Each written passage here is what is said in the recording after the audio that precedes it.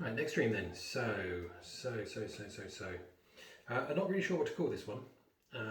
I'll think of something, I'll make up a very catchy title, maybe. But this one, anyway, this is from 16th of December 2024. So about 9 months ago, roughly. Okay. And so I'm just going to go straight into it. So I'm going to read it straight off of here. I'm just going to read it as it is. It's a real shame, actually. If I'd started filming this less than 5 minutes ago, there would have been perfect timing of a little noise in the background, but I'll explain that as we go. Anyway, so this was all set in a kitchen environment. Okay, so sitting on stools, like a breakfast sort of area, that kind of thing. Okay, that kind of environment. I don't know whose house it was. I didn't really recognise it. It's just, again, in a kitchen environment. That's really all I can sort of say about it. But I do recall that my dad was there. And it seemed like we were just sort of chilling out, just chatting between the two of us, which does tend to happen. I mean, my dad lives, I'm trying to think, he's about an hour and a half away, something like that, roughly that, about an hour and a half drive, something like that. And so I don't see him all that often. It might be like twice a year, maybe, something like that. Keep repeating the same word. Okay, right, so yeah, so we sort of chilled out, we're just chatting, and then I hear this kind of like bang of the door, but it's like a bang of the door of somebody almost like it wasn't properly closed, if you see what I mean. So I didn't hear like a handle of somebody opening the door. It was like a kind of like a bash, and the door swung open. Okay, so as I said, it'd probably be the case it just been pushed closed, but was closed because it just automatically closes. That most doors will swing back. So so when I say she comes banging through the door, that's what I mean. Okay, so this is my wife. So she comes banging through the kitchen door, and she's holding my two girls, but they're far younger than they are now. So their ages, I would have said, would be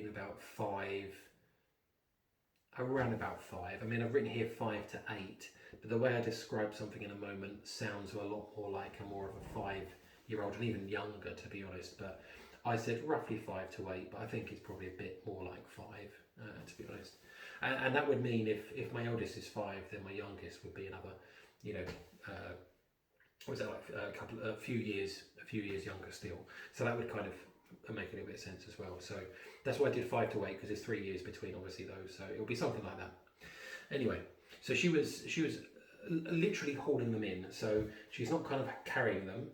She's doing what I would have said is, this is what I meant by the timing would have been perfect. Okay, so just as I was reading her bringing the kids in, I was trying to think of an example that I would use to describe it.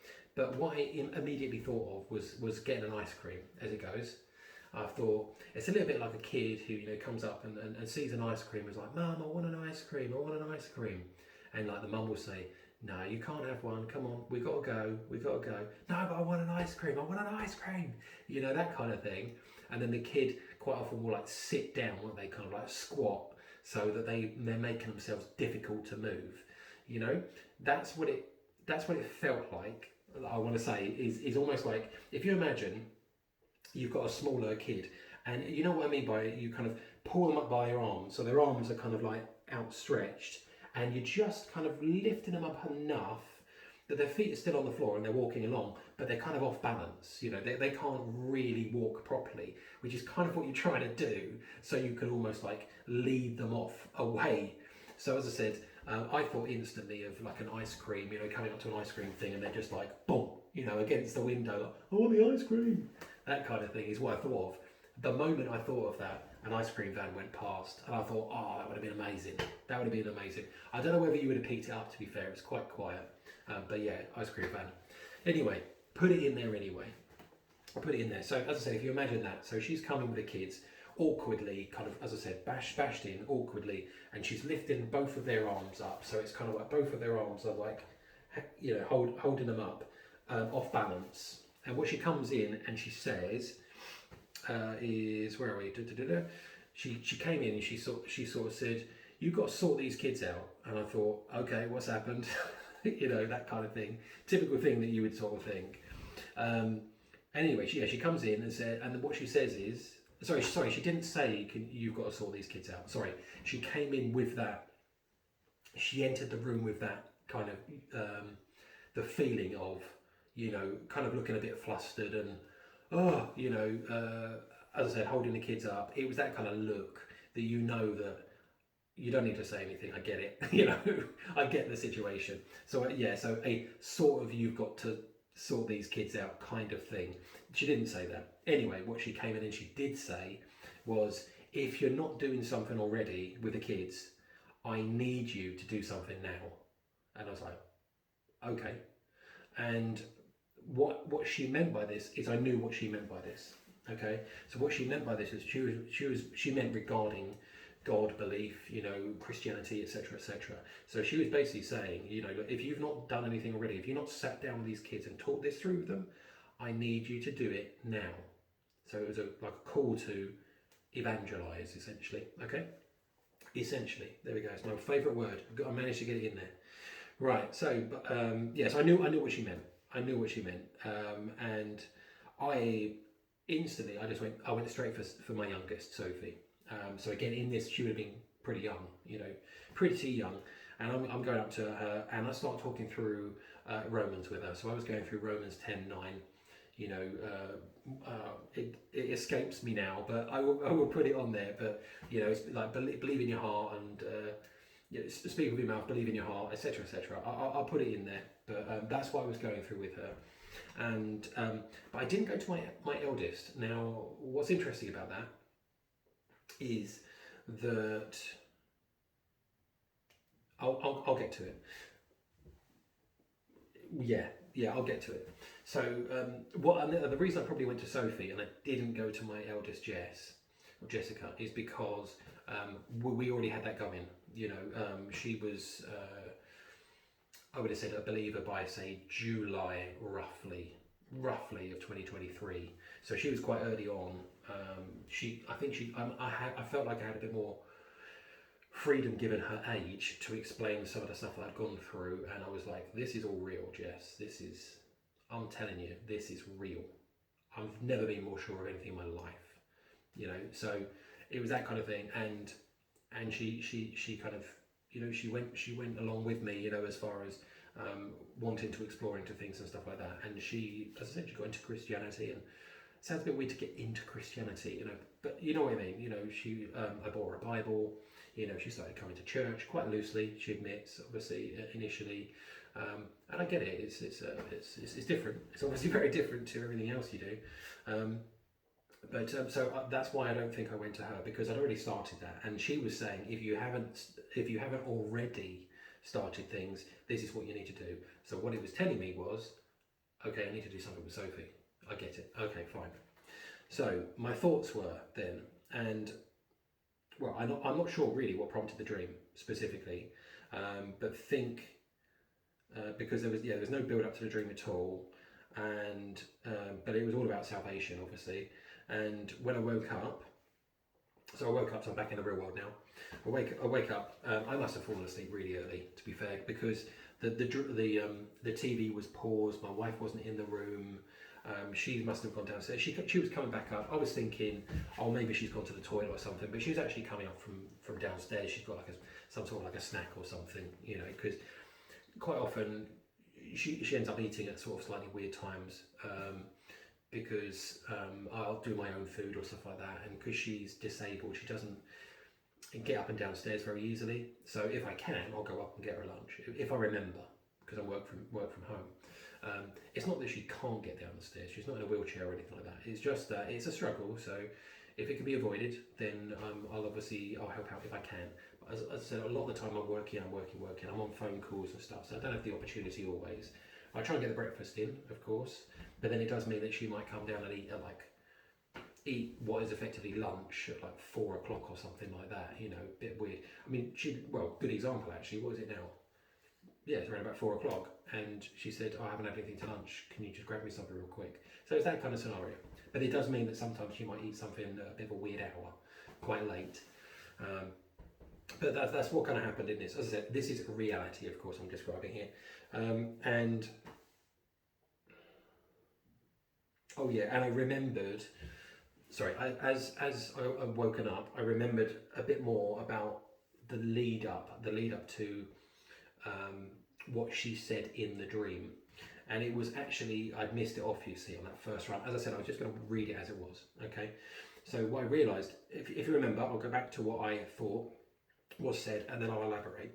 So it was, if you're not doing something already with the girls, I need you to do something now, okay? So that was the message that was delivered to me. That's what I wrote down. And then I realised later, no, there was something just before that that would make it make more sense, okay? And then I would know, oh, okay, she's talking about salvation and all this kind of stuff.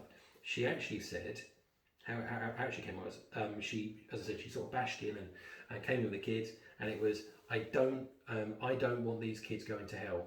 So if you haven't already had a discussion with the girls, I need you to do something now. Okay, so that was a bit more of how complete it was, okay? And what struck me a little bit about that was she was thinking of the girls. She wasn't looking to have a conversation with me, if you see what I mean. So she's not Christian, she's a non-believer. So what that kind of made me think of to a certain extent was that she was thinking about the girls. That was her priority, and she wasn't thinking about herself. She is quite self-sacrificing, really, about a lot of stuff. Right, sorry, I had to pause that just very, very briefly because there was a little bit of a knock at the door. But as I'm talking about this little girl called Sophie, I thought I would introduce you. So she's slightly off screen, but she's just going to come in and say a quick hello, aren't you, Sophie? Hi. She's just disappearing off. But I thought, as we were talking about, I did actually say that she was going to be able to be in a video, even if it's briefly. So there we go. All right, cool. There we go. We will continue. We'll continue now. Right. So where do we get to? Yeah, she's just heading off with her sister to get something from a shop. I don't know what they're doing. Probably sweets. Maybe ice creams. Maybe it's ice creams. Where do we get to? So, yeah. So that's obviously what the conversation was. So it's about making sure that if I hadn't started a conversation about it right now, that I definitely had to start one. Okay. So that felt like that's what my wife was telling me. As I said, I mentioned already, didn't I, about her being very self-sacrificing and stuff like that. When I've talked about things, I mean, it sounds really, really bad when you say it, but when I've talked about stuff like this, and I've talked about Christianity, I've tried to do what I can to spark up conversations with her. She has genuinely sort of said, well, I guess I'm going to hell then. I'm like, because I don't want to go to church. I'm like, that's in my mind, and I think most people that's crazy. And I've said to her, it's not about going to church. It doesn't have to be that you go to church. It can be that you stay at home and you read the Bible. Yeah, but I don't want to read the Bible. Okay, I mean, that's pretty essential, because otherwise you're not going to know anything. So you kind of need to do that. But yeah, so I'm in a bit of a weird spot with that at the moment. But what I wanted to link this into was two things. And I realised I'm somewhat prepared, but that has sort of thrown me at the same time. Where did I write it? Sorry, bear with me a second. Yes. Yeah, sorry, I wanted to do this. So it's just before my bookmark. Right. So what happened was, there we go. So I was just talking about Sophie. Okay. And this was, when did we say this was? I've lost the page already. 16th of the 12th, 2024. 22nd of the 12th, 2024. Something comes up, and Sophie ends up doing the sinner's prayer. Okay, so she's doing that. Yeah, she ended up doing that. She had a bit of a moment, and with stuff going on, and yeah. So she basically said the sinner's prayer. Obviously, let's open the door, and that's obviously getting things moving. Okay, so I acted very much on that dream. That's what I wanted you to know. That literally days later, only a few days later, really, when you think about it, 22nd versus the 16th, I think I just said. So not that long, and she went through the sinner's prayer and felt convicted. Let's say, I would have said from the way she kind of acted. And that go through, the next bit, so then there was another fulfillment of this. Okay, so I've already kind of covered that, but there was another sort of fulfillment that happened, and this was more 13th of January 2025. So again, let's say less than a month later. Okay, less than a month later. Yeah, from the 16th of the 12th, 2024 dream. So I just wrote down here, it's just, again, I'm just quickly reading it. I wrote here last night, my wife, real life, she asked for me to talk to the girls and ask for them to go to church. And she said that she thinks, Sophie, I think they've gone. Sophie needs a bit more, help. She thinks it's going to comfort her, it's going to help her, that kind of thing. And it hit me. That hit me as one of those kind of moments of, that's what I dreamed about. That's basically what I dreamed about. And it's being fulfilled within a month of that coming in. It just, as I said, it just kind of hit me that it felt, the way it was kind of addressed and mentioned. I mean, she wasn't yanking the kids up, obviously, but she put an urgency in me as well. And I think I said to her, look, I've started the process. Yeah, I've started the process. And yeah, it comes here, blah, blah, blah, blah. Previous stream, good, blah, blah, blah. Yeah, sorry, I'm just... yeah, that's it. That's basically it. Yeah, that's basically it. Just a fulfillment, actually. So,